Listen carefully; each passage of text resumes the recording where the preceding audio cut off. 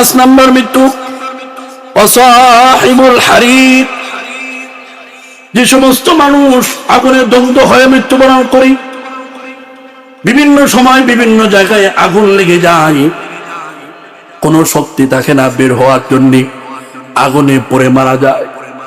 বিশেষ করে 2-1 দিন আগের ঘটনা আমরা সকলেই জানি। যুদ্ধ বিমান বিধ্বস্ত হয়, ওই স্কুলের মধ্যে এসে পড়ে ধাও ধাও করে আগুন জ্বলতে থাকে। যে আগুন এমন ভাবে জ্বলেছে, ওই স্কুলের ছোট্ট ছোট্ট শিশু বাচ্চাগুলো বের হবে, বের হওয়ার মতো কোনো প্রসেস তারা পায় নাই। জীবন বাঁচাবে এমন কোনো সুযোগ তারা পায় নাই। বাহির থেকে যারা উদ্ধার করবে, তারাও কিছু কিছু শিশু বাচ্চা ছিল, তাদেরকে বের করে জীবিত অবস্থায় বাইর করবে এমন কোনো শক্তি তাদেরও ছিল না। এমন ভাবে পড়ছি, মনে হয় যেন পড়তে পড়তে কয়লা হয়ে গেছে, ঠিক কিনা? এত করুণ একটা দৃশ্য ওই স্কুলের মধ্যে ঘটেছি। এক বাবা চোখের পানিগুলো ছাড়তে ছাড়তে বলতেছে, আজকে আমার সন্তানটা বলেছিল বাবা স্কুলে যাব না, এরপরও আমি আমার বাবার সন্তানের ভবিষ্যতের দিকে তাকায় তাকে জোর করে স্কুলে আনছি। আল্লাহু আকবার, জোর করে স্কুলে আনছি। সে বলতেছে যদি আমি আমার সন্তানের কথা মতো তাকে স্কুলে না আনতাম, নিঃসন্দেহে আমার সন্তানরা বেঁচে যেত। এমন বলে টুকটার করতেছে আর কাঁদতেছে।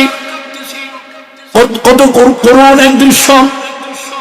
এক মা বলতেছি, আমি আল্লাহ তাআলার কাছে বারবার দোয়া করে বলেছিলাম, ওগো আল্লাহ, তুমি আমাকে প্রয়োজনে তা কালো সন্তান হোক, মেয়ে হোক, ছেলে হোক, যাই হোক না কেন, আমাকে একটি মাত্র সন্তান দান করো।